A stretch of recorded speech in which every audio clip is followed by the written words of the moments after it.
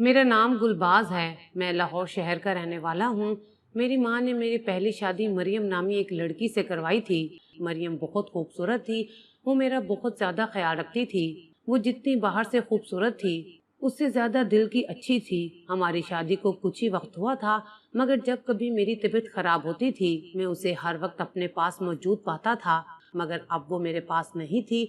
हम दोनों में कुछ ऐसा हुआ था कि मैंने उसे तलाक दे दी। उसके जाने के बाद मैं इस कदर बीमार हो गया कि मेरा बचना बहुत मुश्किल हो गया था।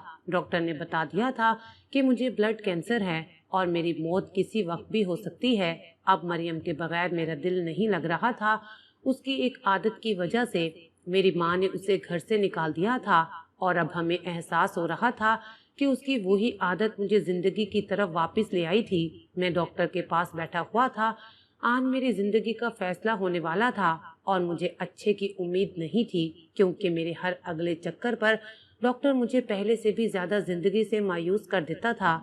डॉक्टर से बड़ा डॉक्टर भी कुछ नहीं कर पा रहा था। मेरी हालत दिन ब दिन बिगड़ती जा रही थी।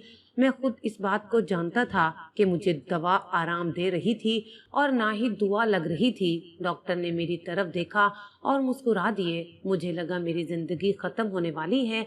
मेरा डॉक्टर के पास अगला चक्कर ही नहीं लगेगा। मुझसे जान छूट जाने पर डॉक्टर मुस्कुरा रहा था, मगर ऐसा नहीं था। मनफी सोचों ने मुझे पागल सा कर दिया था। मेरे अंदर जिंदगी की 1% उम्मीद भी नहीं रही थी। अपनी बीमारी के आगे मैं अब ज्यादा बेबस और लाचार हो गया था। मुझे पिछले 3 सालों से ब्लड कैंसर था, जो बहुत ज्यादा इलाज मुआवजे के बाद भी बढ़ता जा रहा था। मैं और मेरी माँ बहुत कंजूस थे, मगर हमने इलाज मुआवजे पर पैसा पानी की तरह बहाया था। कोई कमी नहीं छोड़ी थी। ये कैंसर मुझे तब हुआ था जब मेरी बीवी मुझे छोड़कर चली गई थी। मैं नहीं जानता मेरी बीवी मुझे छोड़कर क्यों गई थी, मगर मैं इतना जानता था मुझे कैंसर की ला इलाज बीमारी भी किसी के छोड़ के जाने के बाद हुई थी। उसकी जुदाई का रोग मैंने दिल को लगा लिया था।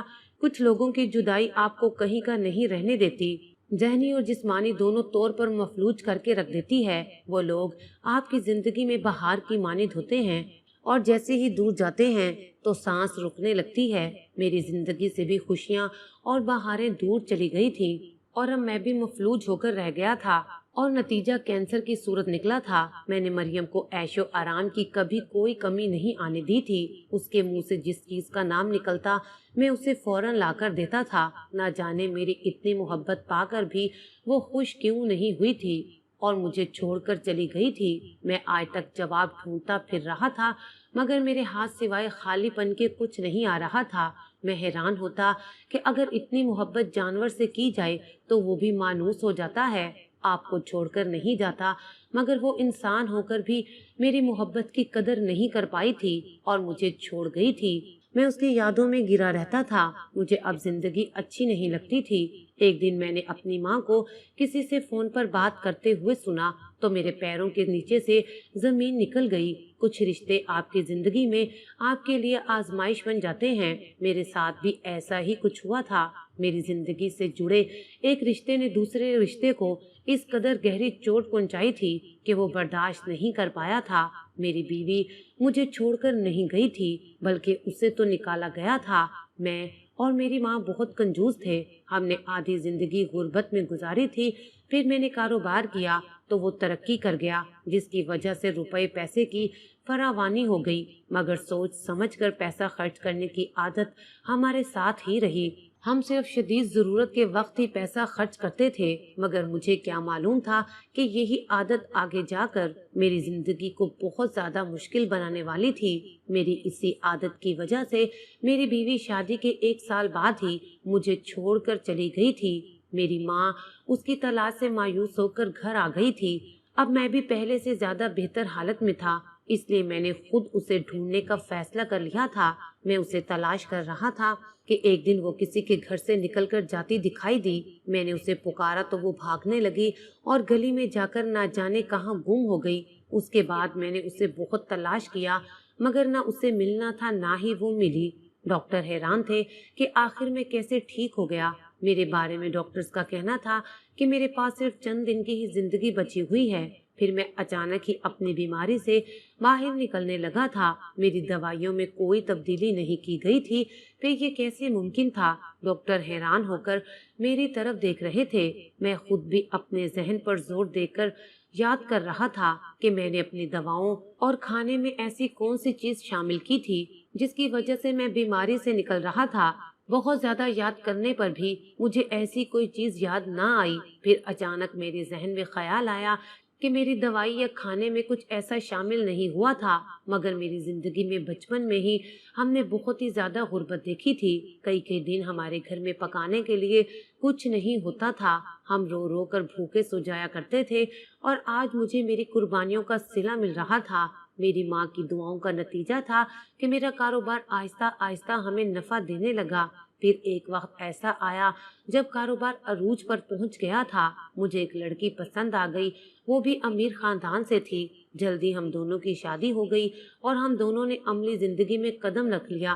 پیسہ بہت سوچ سمجھ کر خرچ کرنے کی عادت میری بن چکی تھی۔ ایسا نہیں تھا کہ میں بہت زیادہ کنجوس تھا، مگر فضول کے خرچے نہیں کرتا تھا۔ میری ماں نے بھی بہت مشکل وقت گزارا تھا، وہ بھی بس روٹی کپڑے میں خوش تھی۔ میری بیوی شروع سے امیر تھی، اس لیے اسے ہمارے گھر کا ماحول کچھ راس نہ آیا۔ اسے شاپنگ کرنے کا جنون کی حد تک شوق تھا، اور وہ ہر دوسرے دن ہوٹلز میں کھانا کھاتی تھی۔ میں اس کی ہر خواہش دل اور محبت سے پوری کرتا تھا، مگر ایک سال بعد اچانک اس نے مجھ سے طلاق لینے کا مطالبہ کر دیا، اور جس دن ہماری شادی کی پہلی سالگرہ تھی، میں نے مریم کو تیسری طلاق بھجوا دی۔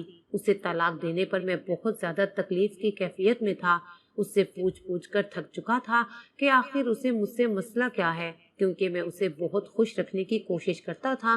مجھے لگنے لگا تھا کہ شاید وہ کسی اور کو پسند کرنے لگی ہے، اس لیے مجھ سے جان چھڑوانا چاہتی ہے، مگر میں نہیں جانتا تھا کہ وجہ میرے اپنے گھر میں ہی موجود ہے۔ مریم مجھ سے طلاق لے کر چلی گئی، مگر اس کی جدائی نے مجھے ایسا روگ لگا دیا تھا کہ میں اندر ہی اندر گھٹتے ہوئے بیمار پڑنے لگا۔ میری بیماری نے کینسر کی صورت اختیار کر لی تھی۔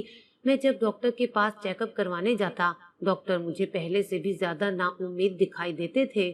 میری ماں کا ارادہ کہیں بھی میری دوسری شادی کروانے کا نہیں تھا، اور نہ ہی میں کسی لڑکی کی زندگی برباد کرنا چاہتا تھا، اس لیے میں نے دوسری شادی پر توجہ نہ دی۔ مگر جیسے ہی 7 سے 8 ماہ کا عرصہ گزرا، میری ماں کو بھی میری بیماری کا غم ستانے لگا۔ میری ماں بھی اکثر بیمار رہنے لگی تھی، اور ہمارا گھر نوکروں کے آسرے پر رہتا تھا۔ نوکر اپنی مرضی کرتے تھے، وہ گھر کی تمام چیزوں کا خیال رکھنے کی بجائے انہیں چوری چھپے اپنے گھروں میں لے جانے لگے تھے۔ اس دن میری ماں کو احساس ہوا کہ گھر میں عورت کا وجود ہونا کتنا ضروری ہوتا ہے۔ میری ماں نے میری بیماری کی وجہ سے میرے لیے رشتے تلاش کرنے شروع کر دیے، مگر میری بیماری کی وجہ سے کوئی بھی مجھے اپنی بیٹی دینے کے لیے تیار نہ تھا۔ سب کا یہی کہنا تھا کہ جو آدمی زندگی اور موت سے لڑ رہا ہے، اس کی شادی نہ کی جائے تو بہتر ہے۔ مگر میری ماں بہو کے بغیر اپنے گھر کا انجام دیکھ چکی تھی، اس لیے وہ میرے لیے رشتہ دیکھتی رہی۔ اب تو میں بھی لوگوں کا انکار سن کر مایوس ہونے لگا تھا، جب ایک دن میری ماں نے مجھے آ کر خوشخبری سنائی کہ وہ میرے لیے ایک لڑکی دیکھ کر آئی ہیں، اور لڑکی والوں نے ہاں کر دی ہے۔ میری شادی کی تاریخ اگلے ہفتے رکھی گئی، اور اماں سادگی سے کلثوم کا نکاح میرے ساتھ کروا کر گھر لے آئی۔ مگر جب میں نے کلثوم کو دیکھا تو میرے ہوش اڑ گئے۔ میں قدرت کے اس فیصلے پر بہت زیادہ حیران تھا، مگر میں نے اس لڑکی کو کچھ نہ کہا اور اسے اپنے ہم سفر کے طور پر قبول کر لیا۔ میری بیماری بہت بڑی ہوئی تھی۔ ایک دن میں طبیعت خرابی کے باعث لیٹا ہوا تھا، جب میری بیوی آئی اور میرے اوپر سے کچھ گھمانے لگی۔ میں نے آنکھیں کھول کر اس کی طرف دیکھا تو اس نے گھبرا کر ہاتھ پیچھے کر لیا۔ میرے پوچھنے پر اس نے بات بدل دی۔ تب میں نے بھی زیادہ اصرار نہیں کیا، مگر مجھے معلوم نہیں تھا کہ میری یہ دوسری بیوی کیا کرتی پھر رہی ہے۔ پھر روز ہی وہ ایسا کرنے لگی، جب میں سویا ہوا ہوتا تب وہ میرے اوپر سے کچھ گھمانے لگتی اور باہر نکل جاتی۔ میں ہر وقت منفی سوچیں سوچتا رہتا۔ اب مجھے لگتا تھا کہ میری بیوی مجھ پر کوئی کالا جادو کر رہی ہے، جس کی وجہ سے میں ٹھیک نہ ہو پاؤں گا اور جلد ہی مر جاؤں گا، اور یہ میری ساری دولت پر قبضہ کر لے گی۔ آہستہ آہستہ میرے دل میں یہ یقین پختہ ہوتا جا رہا تھا، ورنہ کوئی بھی عورت مجھ سے شادی کرنے پر تیار نہ تھی۔ مگر میں بھول گیا تھا کہ جو غریب اور تنگی میں نے دیکھی تھی وہ کسی کے حصے میں بھی ہو سکتی ہے۔ میری ماں نے میری شادی ایک بیوہ عورت سے کروائی تھی، جس کی 4 بیٹیاں تھیں۔ شادی کے بعد وہ بھی ہمارے گھر میں ہی رہتی تھی۔ میں نے اپنی بیوی اور اس کی بیٹیوں کے ساتھ کوئی بھی فرق نہیں رکھا تھا۔ میری بیوی کی بیٹیوں کو میں اب اپنی بیٹیاں سمجھتا تھا، ان سے بہت پیار کرتا تھا اور ان سب کی تعلیم کا سلسلہ بحال کروایا۔ ان کی ہر ضرورت کا خیال رکھتا تھا۔ بیٹیاں بھی مجھ سے بہت پیار کرتی تھیں۔ وہ مجھے بابا بابا کہنے لگی۔ ہر وقت وہ میرا خیال رکھنے کی کوشش کرتی۔ اگر میں ذرا سی تکلیف میں ہوتا تو وہ اپنے چھوٹے چھوٹے ہاتھوں سے کبھی میرا سر دباتی تو کبھی پاؤں دباتی۔ ان کا ساتھ مجھے خوشی دیتا تھا اور وہ مجھے بہت عزیز ہو گئی تھی۔ مگر میری ماں کو یہ سب پسند نہیں تھا۔ آج کل میری بیوی کی حرکتیں کچھ زیادہ ہی مشکوک ہوتی جا رہی تھیں۔ کبھی وہ کچن میں کھانا بنا رہی ہوتی اور پھر وہ کھانا غائب ہو جاتا، کبھی میرے سر سے کچھ گھمانے لگتی اور پھر نہ جانے کیا چھپا کر گھر سے باہر چلی جاتی۔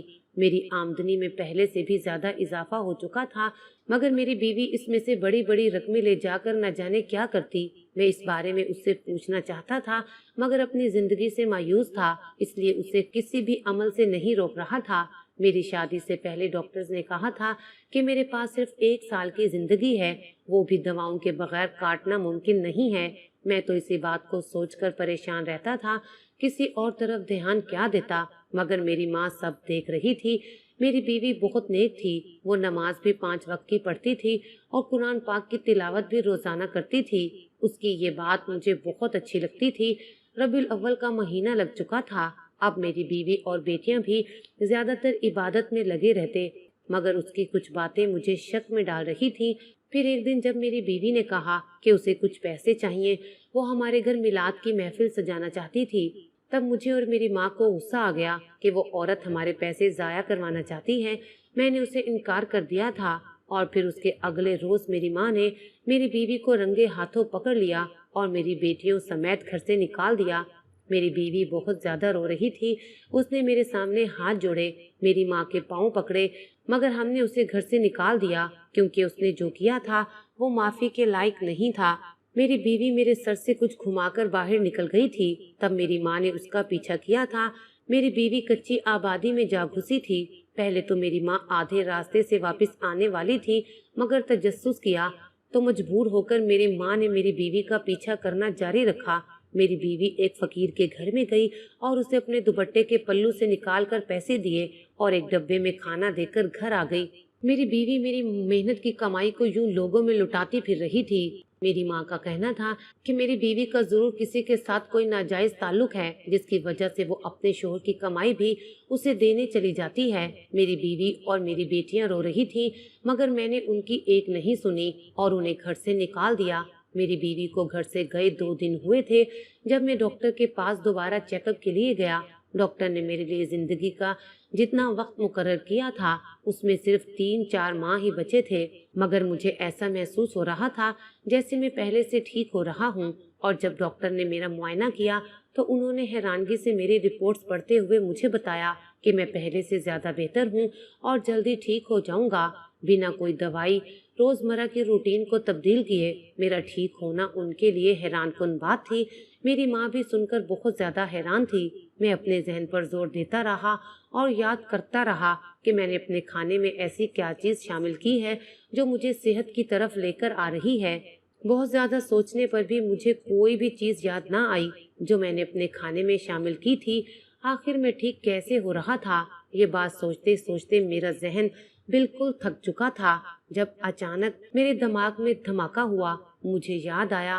میں جلدی سے اپنے ماں کے پاس گیا اور انہیں یاد دلایا کہ ایسا کون سا عمل ہو رہا تھا ہمارے گھر میں جس کی وجہ سے میں ٹھیک ہو رہا ہوں۔ میری بیوی کا 5 وقت کی نماز پڑھنا، قرآن پاک کی تلاوت کرنا اور میرے اوپر سے کچھ پیسے گھما کر کسی غریب کو دینا، یہ سب میرے لیے کتنی خیرات اور برکت کا باعث بنا تھا۔ میری بیوی گھر میں میلاد شریف کروانا چاہتی تھی، مگر میں نے پیسے بچانے کی خاطر اسے انکار کر دیا تھا۔ میں نے تو آج تک نماز ہی نہیں پڑھی تھی اور کبھی ان باتوں پر توجہ ہی نہیں دی تھی۔ اس بات کی مجھے اب سمجھ آئی تھی۔ میں اور میری ماں سر پکڑ کر بیٹھے ہوئے تھے۔ اپنی بیوی اور بچوں کے ساتھ کی ہوئی زیادتی پر مجھے رہ رہ کر شرمندگی ہو رہی تھی۔ میری ماں الگ شرمندہ تھی، مجھ سے نظریں بھی نہیں ملا پا رہی تھی۔ ہم نے اپنے پیسے بچانے کے لیے کیسے ایک شریف عورت پر تہمت لگا کر اس پر ظلم کیا تھا۔ میں نے بچیوں سے کہا تھا کہ میں ان کا بابا ہوں، कोई भी बाप अपनी बेटियों को ऐसे घर से नहीं निकालता जैसे मैंने निकाल दिया था। मैंने और मेरी माँ ने मेरी बीवी के किए हुए अमल को जारी रखा और मैं ठीक होने लगा। साथ साथ मैं अपनी बीवी को भी तलाश कर रहा था। उसके पास तो कोई जाए पनाह भी नहीं थी। मैं सोचकर परेशान होता रहता कि मेरी बीवी और बच्चियां ना जाने किस हाल में होंगी। अगले रोज हम उस फकीर की झोंपड़ी में गए थे और उससे अपनी बीवी के मुतल्लिक पूछा था, जिस पर फकीर ने जो कुछ कहा था उसने हमारे होश उड़ा दिए थे। मुझे शिद्दत से अपनी गलती का एहसास हो रहा था। मेरी माँ हर वक्त खुद को कोसती रहती थी कि क्यों उसने मेरी बीवी को सफाई का एक मौका भी नहीं दिया। जो कुछ भी मेरी बीवी के साथ मैंने किया था उसकी सबसे बड़ी जिम्मेदार मेरी माँ थी और उसी ने मुझे गलतफहमी में डाला था। मैं और मेरी माँ सुबह सवेरे मेरी बीवी की तलाश में निकल जाते और शाम को मायूस होकर वापस आ जाते थे। मेरी बीवी मुझसे कितनी मुखलिस और वफादार थी, मेरी सेहत इस बात की गवाही दे रही थी। हम रो रो कर अल्लाह ताला से अपने इस अमल की माफ़ी मांगने लगे। एक दिन मेरी माँ मेरी बीवी को तलाश करते करते थक गई तो एक बड़े से पत्थर पर बैठ गई। वो रोते हुए अल्लाह ताला से दुआ कर रही थी कि मेरी बीवी जल्द मिल जाए। मैं भी अपनी माँ के पास जाकर बैठा था और उसे दिलासा देने लगा। बेशक गलती मेरी माँ की थी। हम दोनों वापस निकले ही थे कि अचानक मेरी नज़र एक छोटी बच्ची पर पड़ी। वो मेरी बेटी थी। मैंने जल्दी से बुलाया तो वो बाबा बाबा कहते हुए मुझसे लिपट गई। वो मुझे मेरी बीवी और दूसरी बच्चियों के पास ले गई। मेरी बीवी एक कच्चे से मकान में रह रही थी। घर भले छोटा था लेकिन साफ सुथरा था। वहाँ खाने पीने की कुछ अशिया भी पड़ी हुई थी। मेरी बीवी ने जब मेरी तरफ देखा तो उसकी आंखों में आंसू आ गए। वो मुझे यकीन दिलाने लगी कि उसने कुछ गलत नहीं किया, बस वो मेरी भलाई चाहती थी। मैंने उसके मुंह पर हाथ रखते हुए कुछ भी बोलने से रोक दिया क्योंकि मैं सब जान चुका था।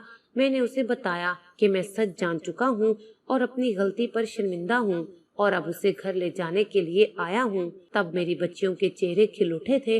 मेरी माँ ने भी आगे बढ़कर मेरी बीवी को गले से लगा लिया और उसके सामने हाथ जोड़ते हुए माफी मांगने लगी थी। उस पर मेरी बीवी ने मुस्कुराते हुए मेरी माँ के बंधे हुए हाथ खोल दिए। मेरी बच्चियां भी दादी की टांगों के साथ लिपट गई थी। आज मेरी माँ ने हमेशा की तरह नफरत की निगाह से उन्हें नहीं देखा था, बल्कि बहुत प्यार से सबके सर पर हाथ फेरा। मैं अपनी माँ और बीवी बच्चों के साथ अपने घर वापस आ गया। घर में आते ही अगले रोज मैंने मिलाद शरीफ की महफिल का एहतमाम किया था। बड़े बड़े नात खुआं को बुलाया था जिन्होंने हमारे प्यारे नबी हजरत मोहम्मद सल्लल्लाहु अलैहि वसल्लम की तारीफ में बहुत सी नातें पढ़ी थी। उस रोज मेरे घर पर लाखों रहमतें नाजिल हुई थी। मैंने खुद भी 5 वक्त की नमाज पढ़ना शुरू कर दी थी और मैंने अपनी बीवी वाला अमल जारी रखने का फैसला कर लिया और कुछ ही अरसे में मैं बिल्कुल ठीक हो गया। पहले मुझे मेरी बीवी की बातें सही नहीं लगती थी, मगर अब मुझे समझ आ गया था कि अल्लाह ताला के जितने भी फरमान हैं वो सब दुरुस्त हैं। अल्लाह ताला ने इंसान के फायदे के लिए हर एक चीज़ का हुक्म दिया है, जिसमें सदका भी शामिल है। मेरी बीवी हमेशा मुझे सदका खैरात करने की तलकीन करती थी, नमाज पढ़ने का कहती, मिलाद शरीफ करवाने का कहती और मुझसे ज़कात के बारे में भी पूछा करती थी। मैं उसकी इन बातों से उकता जाता था। मैंने सारी कमाई बहुत मेहनत से हासिल की थी। आप सदका खैरात में इस तरह से अपनी मेहनत की कमाई को लौटाना नहीं चाहता था। मेरी पहली बीवी भी हमारी कंजूसी की आदत से तंग आकर चली गई थी। मैं घर और माँ के मामलात में कम ही दिलचस्पी लेता था और ज्यादा बोलता भी नहीं था। पहली बीवी की जुदाई में मैं कैंसर जैसी बीमारी में मुब्तला हो गया था। मेरी माँ को इस बात का एहसास हुआ कि मेरी जिंदगी में मेरी बीवी का क्या मकाम था, जिस पर मेरी माँ काफी दुखी हुई, मगर गए वक्त को वापस नहीं ला सकती थी। इसलिए मेरी दूसरी शादी करवाने का फैसला किया। उन्होंने मेरे लिए 4 बच्चियों की एक माँ का इंतखाब किया। कोई भी दूसरा इंसान कैंसर से मरते हुए मरीज को रिश्ता देने के लिए तैयार नहीं था। सब लोग मेरी माँ की दिमागी हालत पर शुबा करते थे। मेरी दूसरी बीवी बहुत खिदमत गुजार थी। वो मुझे सदका खैरात करने की तलकीन करती रहती थी, मगर मैं उसकी बात को हमेशा टाल देता था। अगर वो कभी सदका खैरात करने के नाम पर मुझसे पैसे मांगती तो मैं उसे मना कर देता। मेरी इस आदत से वो बहुत ज्यादा परेशान रहने लगी थी, क्योंकि मैं उसका और उसके बच्चों का बेहद ख्याल रखता था। इसलिए उसने खुद ही सदका करना शुरू कर दिया। वो कच्ची आबादी में मेरे सदके के पैसे और खाना किसी फकीर को दियाती थी। फिर डॉक्टर्स की रिपोर्ट देखकर मुझे अंदाजा हुआ कि मेरी बीवी का वो अमल कितना सही था। सदका खैरात करना एक अच्छी आदत है, اور اللہ تعالیٰ کا حکم بھی ہے۔ میرے ذہن میں میری بیوی کی بات گونج رہی تھی کہ صدقہ بلاؤں کو ٹال دیتا ہے، اور یہ بات سچ بھی تھی۔ اس کہانی سے ہمیں سبق ملتا ہے کہ اللہ تعالیٰ کے احکام سے ہمیں کبھی بھی روگردانی نہیں کرنی چاہیے۔ اپنے ہی مال اور جان میں سے صدقہ کرتے رہنا چاہیے، کیونکہ صدقے سے بہت سی مشکلیں آسان ہو جاتی ہیں۔ نیک عمل کرنا، نماز پڑھنا، صدقہ دینا اور یتیموں کے سر پر ہاتھ رکھنا بھی آپ کی عمر کو بڑھا دیتا ہے اور آپ پر آنے والی بہت ساری بلاؤں کو ٹال دیتا ہے۔ اللہ تعالیٰ سب مسلمانوں کو صدقہ دینے کی توفیق عطا فرمائے، آمین۔